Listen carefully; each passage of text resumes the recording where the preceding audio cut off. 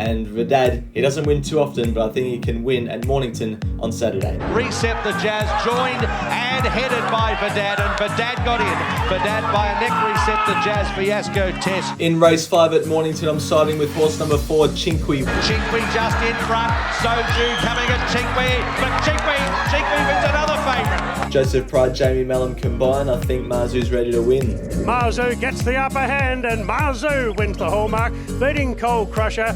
Give me the Beat Boys third. Gate 1 maps for a good run. Massive drop back in class, and I want to be on it. Depth of Character just in front, lunging Prince Levi, but he won't quite get there. Depth of Character. I think it's a really good chance with the 56.5 kilos. Bailey Wheeler sticks. I want to be with it. It's well clear. Damon Darb near the line, and Damon Darb, he's flying. He's won again. Damon Darb, second photo. What about Fleur de Monde?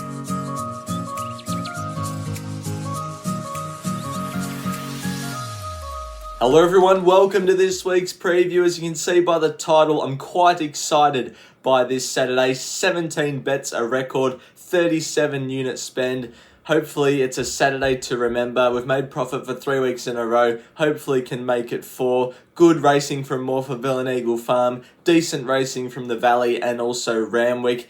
The Valley, I've got 4 bets. My Sydney viewers will be happy. I've got 7 bets at Randwick this week, 5 at Morphettville, and sorry Queensland viewers, just 1 at Eagle Farm. So I've got 3 things to touch on before we get into the selections. I'm going to make a bet this week.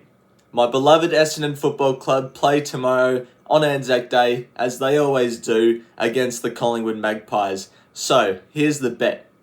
If Collingwood beat Essendon tomorrow and I make a loss on Saturday, then at the start of next week's preview, I'm going to sing the Collingwood theme song. And if I somehow manage to get 0 winners from 17 races, I'll sing the Collingwood theme song in full Collingwood gear and call Nick Dacos my favourite player.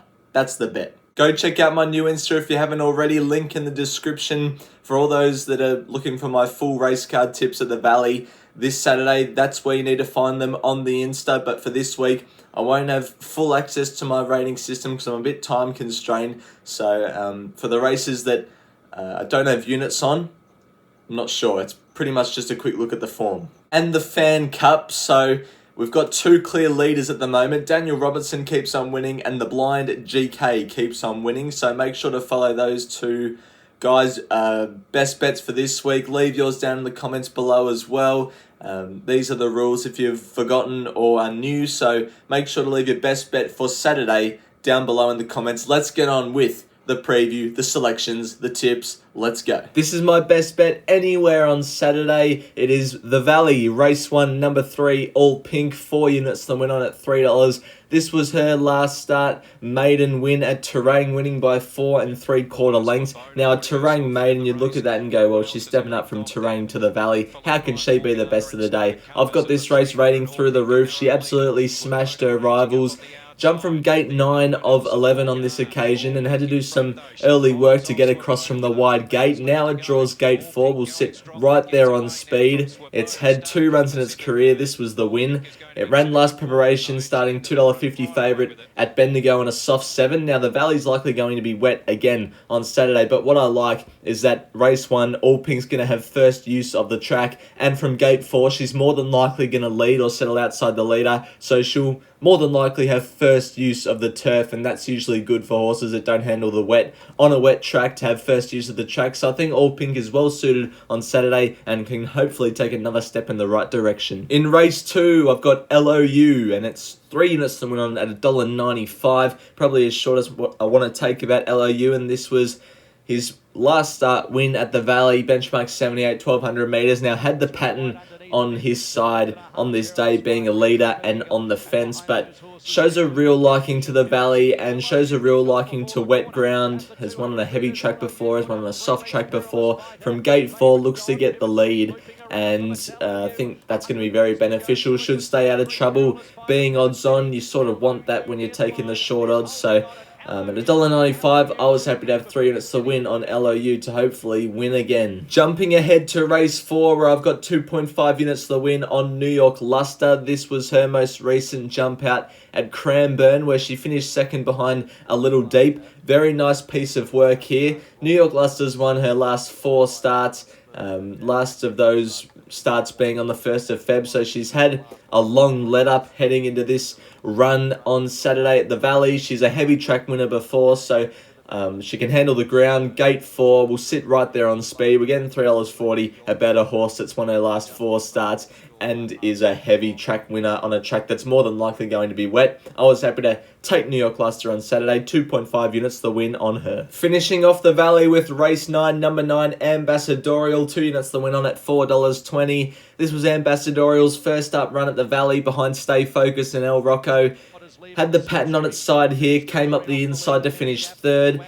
Being over the 1,500 metres, I thought it did well to run like this first up. Its second up record is a lot better. It's a Valley winner in the past. It's a 1,600 metre winner in the past. It's a soft track winner in the past. From the only query is gate 2 late in the day. Maybe you want to be off the inside, but we're talking the Valley. It could easily be the opposite, and you want to be right there on speed, which is what Ambassadorial is going to be. Hopefully, we can blast out in the last at the Valley with Ambassadorial. Kicking off a massive amount of bets at Randwick with race 1, number 1, Beskar, the favourite, 4 units to win on at $2.15. This was his most recent run behind North England and King of Pop in the Kindergarten Stakes. Looked like it sort of was going to pick North England up, but peaked on the run very late in the piece, being first up. Started a good SP on that occasion, was really well backed in late. And I just think now, second up with the run under the belt in the Kindergarten, stays at the 1,100 metres. Ben Mellum off, James McDonald on. Gate 3 maps for a good run. I think Beskar is ready to win its second race of its career on Saturday. Randwick 2-3, Photographics, 3 units to win on at $2.35. This was Photographics' most recent run at Wyong behind Wonder Reach in a 1,000 metre contest. Wonder Reach is a real 1,000 metre specialist, and Photographics was off the bit a long way out, so didn't pick it up, but still ran a good second. I think this step up to 1,100 metres suits. Molly Burke going back on the horse I really like. She knows the horse better than anyone. I love John Sargent as a trainer. Gate 4 maps for an ideal run, so I think Photographics is going to be... Oh, she scratched. Oh well. Randwick race 3, number 4, Perito. 0.5 units to win on at $8. This was Perito's most recent win at Ballina. Yes, it's not ideal form for a Randwick race, but this was on a heavy 10. It carried 62 kilos first up and still managed to win. To me, even though the class of the race might seem a little bit down, I thought that shows signs of a good horse, winning with 62 kilos on a heavy 10 first up. Now it's got the run under the belt, drops down to the 57.5 kilos. Gate 12 will try and fly for the lead. It's also proven on a wet track, and Randwick's expected to be wet as well on Saturday. Last preparation, it started $20 behind Street Chase in a good race at Doomben and Amazing Eagle, so I guess that's decent form. At its best, I reckon Perito will win, and I think $8 is over the odds. The very next race at Randwick, race number 4, I'm in the corner of horse 6, Passagiata, 2 units to win on at $3.70. This was her most recent trial win. Beating Kin and Estero by 5 lengths at the Warwick Farm Circuit, has won 2 trials by a combined margin of 9.15 lengths heading into this first up run. She's 2 from 4 first up. She flies fresh. Look, I think compared to the favourite in Zealously, who is about a $2 chance, I just think that Passagiata's over the odds. 54 kilos compared to Zealously, who's got the 57 kilos. Gate 1 should burrow through and lead. I think Passagiata could just run them ragged fresh in race number 4. This is rare for me, but I actually have units on a horse that's never raced in Australia before. 1 unit the win on Randwick race 8, number 10, Wootton Verney. This was his most recent run at the Warwick Farm, most recent trial at Warwick Farm behind O'Diamond Lil. I thought its work late in the jump out was good. How often do you see a horse trained by Chris Waller and James McDonald trained by Chris Waller, ridden by James McDonald, above $5. Hardly ever. This horse is. Gate 12, looks like from its trials it gets sort of to off midfield region. So from gate 12 of about 19 horses at the moment, that'll be reduced to 15 by the time race day comes around. I think that's going to be a good gate late in the day at Randwick. This horse's wet track form, it's won on a heavy track before. So we'll swim, and I'm hoping we'll swim to victory. Race 9 at Randwick, I've got 1.5 units to win on number 10, Colophon, at $5. This was Colophon's most recent win at Kembla Grange in a Colts Gullings and Entires benchmark 64, over 1,400 metres against the older horses and managed to smash him by 6 lengths. Now drops back to the 3 and 4 year old company up to a benchmark 72. Stronger race, no doubt, but drops back to its own age group, which I like. Only query with this horse is that it's got no wet track form, but it looks like it's just gone to a new level last start. Gate 12 for Rachel King. Gate 12 late in the day will be good. If it's not leading, it'll be right up there on speed, and I just think the way it won its last start effort and dropping back to its own age group, it'll be really hard to beat. Finishing off Randwick in the last, this has probably been my best bet at Randwick. Race 10, number 1, Know Thyself. 4 units to win on at $2.50. This was his last start run in the $1 Million Country Championships final. Just got up on the line. This was over 1,400 metres. So I think the step up to 1,600 metres is going to be ideal. Last time it was on a heavy track. It got beaten a length by Zadaki and Miss Aria. That's pretty good form lines for a benchmark 78. Has to carry the 61 kilos on a likely bogged track by that stage. But from gate 6, should get a nice run midfield off the rails. And just looks the best horse in the race. That's how I'm picturing it anyway. So hopefully it can fly over the top of them late and score a nice win. It's that time of the week. It's last man standing. Last week, the only major thing to talk about is that Vinny's back up in a second placing and back in the green after he had 50 the win on Bridal Waltz at Mornington, and that horse absolutely romped in. This is what we're doing this week. Sky High Horse Racing's having a $100 win all up. No fuss into King Zephyr. Tomorrow on the Anzac Day program at Flemington, into LOU in race 2 at the Valley. Vinny's going to have 30 the win on Benagil, 30 the win on Stretton Angel, 20 the win on Athanatos, and 20 the win on Gallant Sun. All those plays are at Morphettville. Sharon's going to have 15 the win and 20 the place on Mr. Brightside in Hong Kong. So hopefully Mr. B can get it done for us Aussies. Also 10 the win and 15 the place on Zealously in Passagiata's race. 10 the win, 15 the place on Overpass in the Quokka, and 5 the win, 10 the place on Falcon of Malta in the last race at the Valley. I'm going to have 85 the win on All Pink and a little $15 all-up win.